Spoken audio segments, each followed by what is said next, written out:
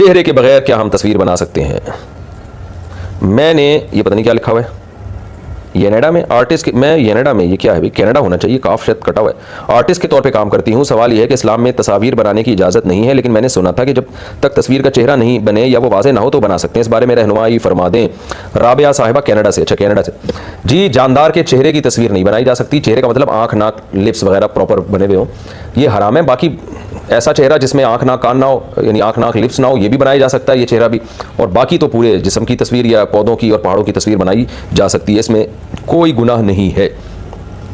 زبان پاک کرنے کا طریقہ، اگر زبان پر ناپاکی کی چھینٹیں پڑ جائیں تو کیا صرف کلی کرنے سے زبان پاک ہو جائے گی یا کلی کر کے کچھ پڑھنا بھی ضروری ہے؟ نیز کیا پہلا کلمہ پڑھنے کا تعلق زبان پاک ہونے سے ہے یا نہیں؟ ٹھیک ہے، زبان ناپاک ہو گئی تو کلی کر لیں، 3 دفعہ پاک ہو جائے گی، کلمہ پڑھنا ضروری نہیں ہے۔ نماز قرآن اور درود سے پہلا کلمہ پڑھنا، کیا مطلب؟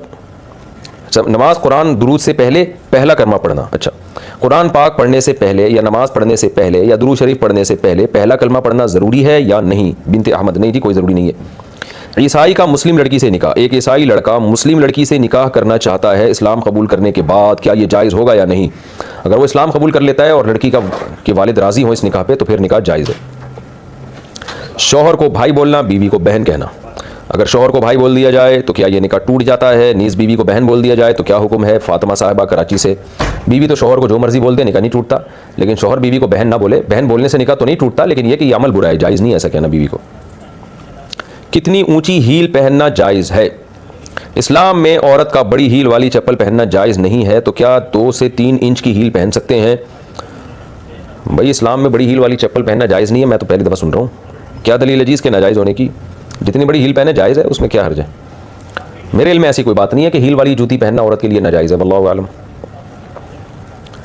فلیٹ کی ملکیت میں تنازع کا حل، میرے شوہر نے زندگی میں سب کو بتایا ہوا تھا کہ یہ فلیٹ میری بیوی کا ہے، لیکن وہ فلیٹ نام میرے شوہر کے تھا، تو اب وہ فلیٹ کس کا ہوگا؟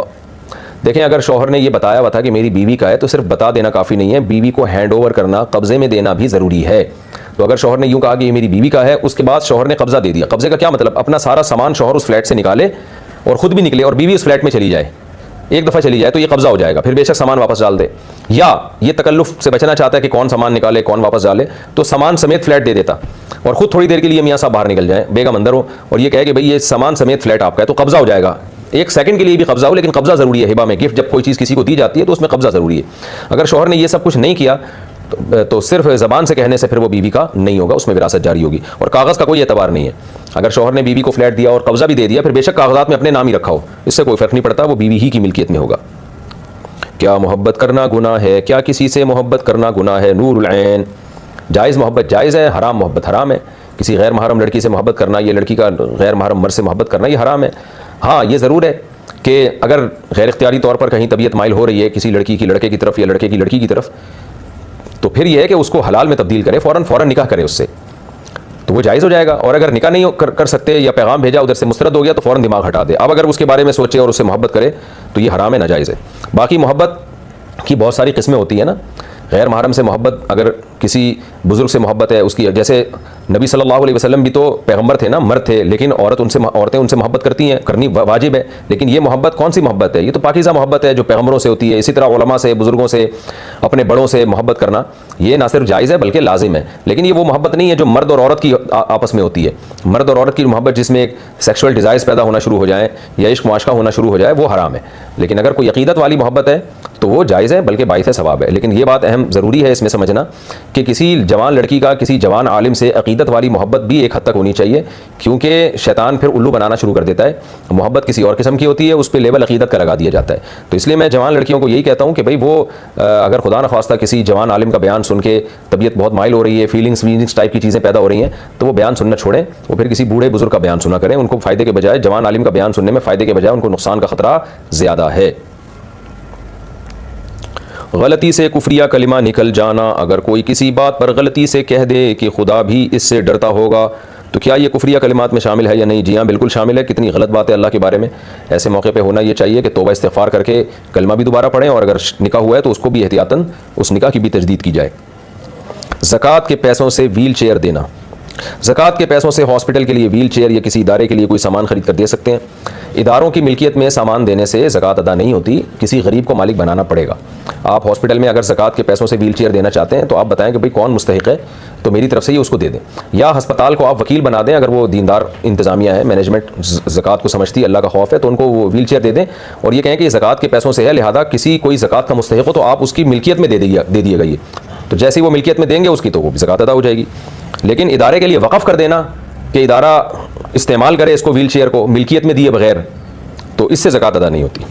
ہاں یہ صدقہ جاریہ میں ضرور آئے گی یہ چیز، زکوٰۃ تو نہیں ہوگی لیکن صدقہ جاریہ میں کہ ایک چیز آپ نے پراپر وقف کر دی غریبوں کے لیے، جب وہ ہاسپٹل اس کو غریبوں کے لیے استعمال کرتا رہے گا تو وقف کا ثواب ملے گا، لیکن زکوٰۃ ادا نہیں ہوگی۔ زکوٰۃ کے لیے ضروری ہے کہ آپ ہاسپٹل کو کہیں کہ کوئی غریب ہو تو اس کو آپ نے ہینڈ اوور کر کے اس کی ملکیت میں دے دینا ہے۔ گھٹنے تک پلستر ہو تو غسل کیسے کریں؟ میرے پاؤں میں فریکچر کی وجہ سے گھٹنے تک پلستر ہو گیا ہے، تو اب میرے لیے غسل کرنے کا کیا طریقہ ہوگا؟ پہلے تو دل سے دعا ہے اللہ تعالیٰ آپ کو جلد سے جلد شفائے کامل عاجل عطا فرمائے۔ باقی ہے کہ آپ کے پاؤں پہ پلستر ہے تو گھٹنے سے اوپر حصہ دھو لیں اور باقی جو جہاں فریکچر ہوا ہے وہاں مسا کر لیں آپ، بس یہ کافی ہے، گیلا ہاتھ پھیر کے پورے فریکچر پہ جو جہاں پلستر ہے وہ پھیر دیں ہاتھ۔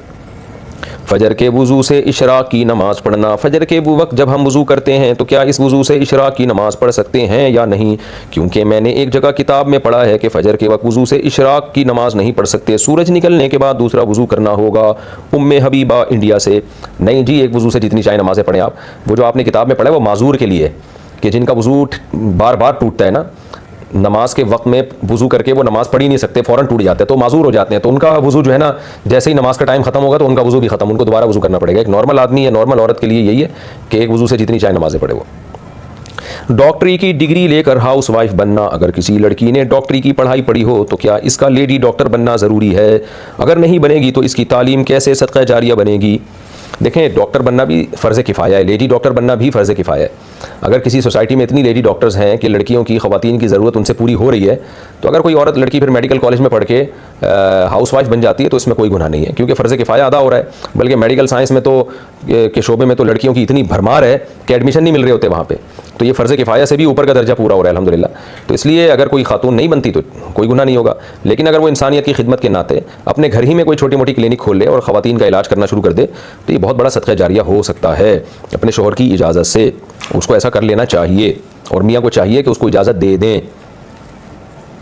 تو ہاؤس وائف بھی رہے گی اور گھر کی تھوڑا بزنس بھی ہو جائے گا اور خدمت بھی ہو جائے گی، تو اپنے گھر میں کوئی کلینک کھول لے۔